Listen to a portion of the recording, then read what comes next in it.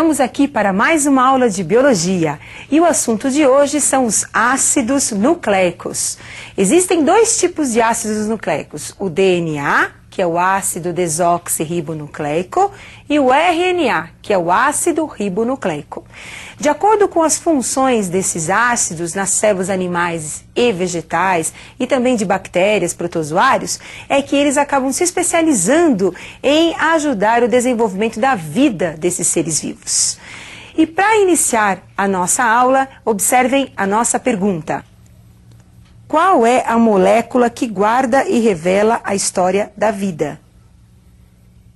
Quem é a molécula responsável por todas as nossas informações? Pelas nossas características genéticas. Observem quem é responsável pelas nossas informações. As nossas informações, elas são guardadas dentro de uma caixinha de surpresa que é o núcleo celular. Lá nós vamos encontrar as unidades hereditárias, que são os cromossomos. A célula humana, ela apresenta 46 cromossomos. Temos agora um detalhe da estrutura do cromossomo. A fita do cromossomo. Observem que o cromossomo é formado por duas fitas de moléculas, que é o DNA. No DNA, nós vamos encontrar as nossas informações genéticas. Essa fita imensa apresenta em algumas partes um segmento restrito à informação genética que é o nosso gene. É ele que é responsável pela nossa hereditariedade. O DNA, então, é uma molécula formada por duas cadeias, como vocês observaram. São duas hélices, duas fitas, que são formadas por subunidades conhecidas como nucleotídeos. Quem são os nucleotídeos? São subunidades do DNA. Nós temos 4 tipos de nucleotídeos formando a molécula de DNA. Observem os tipos de nucleotídeos. Todo nucleotídeo tem um açúcar, que é a desoxirribose. Esse açúcar é formado por 5 carbonos, também conhecido como uma pentose. Ligado à molécula de açúcar, nós temos o fosfato. E ligado também à molécula de açúcar, nós temos a base nitrogenada, a adenina. Observem que nós temos os 4 nucleotídeos apresentados aí com fosfato, desoxirribose. O que muda de um nucleotídeo para o outro são as bases nitrogenadas. Então nós temos a adenina, a guanina, a citosina e a timina. Entre essas bases nitrogenadas, nós vamos encontrar uma afinidade química, que é o que vai ser responsável pela ligação entre as fitas do DNA. Então, observem agora as duas fitas de DNA. Nós temos, novamente, o fosfato, a desoxirribose e ligado aí a timina, representado pela letra T. Observem que a timina realiza uma ligação, que nós chamamos de pontes de hidrogênio, com a outra base da outra cadeia, que é a adenina. Assim também como a guanina, uma outra base nitrogenada, acaba se ligando com a citosina. E assim nós vamos observar que as ligações, as afinidades químicas vão se processando e vão sendo as responsáveis aí pelas ligações entre as bases.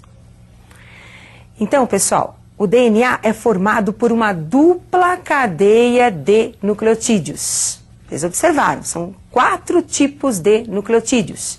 E eles acabam se ligando devido a uma afinidade química entre as bases nitrogenadas. Essas ligações nós conhecemos como pontes de hidrogênio entre as bases nitrogenadas.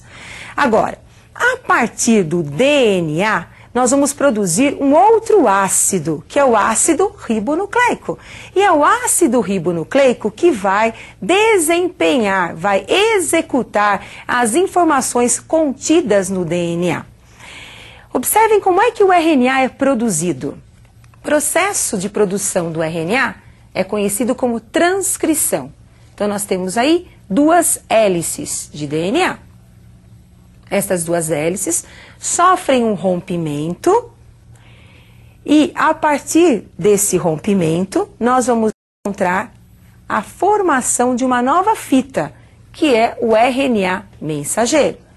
Essa nova fita formada é devido à presença de uma enzima chamada de RNA polimerase, que vai ser responsável pela organização dos nucleotídeos do RNA.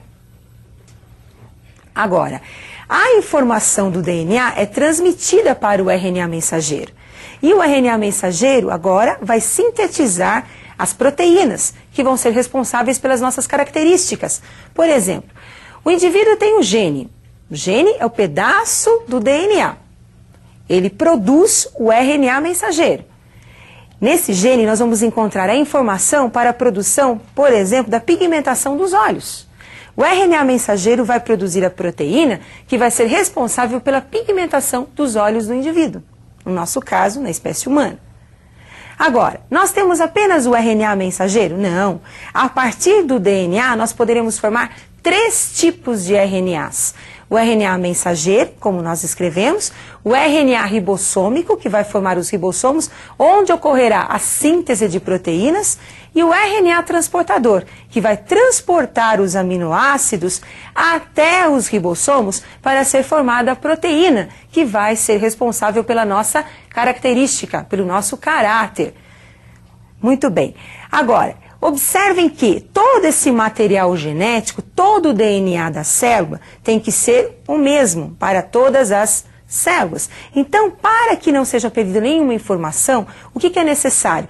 Que essa informação do DNA passe por um processo de duplicação. Esse processo nós chamamos de replicação. E eu gostaria que você acompanhasse a replicação do DNA. Nós temos 2 fitas de DNA. Percebam que ocorre uma separação entre essas fitas. A molécula mãe separou-se em 2 moléculas filhas. Posteriormente ocorrerá a entrada de nucleotídeos, que serão organizados pela enzima conhecida como DNA polimerase, formando as duplas hélices de DNA. Então temos aí agora 2 moléculas de DNA. Observaram? Então, tínhamos uma molécula de DNA que passou por um processo conhecido como replicação. Então, replicação, nós vamos ter aí cópias idênticas da mesma informação genética do DNA, formando 2 novas hélices. Só que cada nova hélice, ela apresenta metade da molécula mãe e metade de uma molécula filha, que foi produzida pela entrada de novos nucleotídeos, que foram ingeridos pela nossa nutrição. Agora, como é que o DNA consegue passar de uma célula mãe para as células filhas? Através de um processo de divisão celular, que é conhecido como a mitose ou divisão celular. Muito bem. Agora eu gostaria que vocês acompanhassem algumas diferenças importantes entre DNA e o RNA. Então, DNA apresenta uma cadeia dupla de nucleotídeos, enquanto o RNA nós vamos encontrar uma cadeia simples de nucleotídeos. No DNA, o açúcar é a desoxirribose, enquanto que no RNA o açúcar é a ribose. As bases nitrogenadas do DNA são a adenina, timina, citosina e guanina. Enquanto que no RNA, no lugar da timina, nós temos aí uma base nova, a uracila. Então, a adenina, ela passa por um processo de ligação com a uracila no RNA e a citosina com a guanina. E isso você não pode esquecer. O DNA é formado por uma dupla cadeia de nucleotídeos e nós temos a presença da base nitrogenada timina, enquanto que o RNA é formado por uma cadeia simples de nucleotídeos, onde nós vamos encontrar uma base importante que é a uracila. É o que vai diferenciar o DNA do RNA. Como essas bases elas são complementares, normalmente a mesma quantidade de adenina nós vamos encontrar de timina, porque nós temos elas se complementando.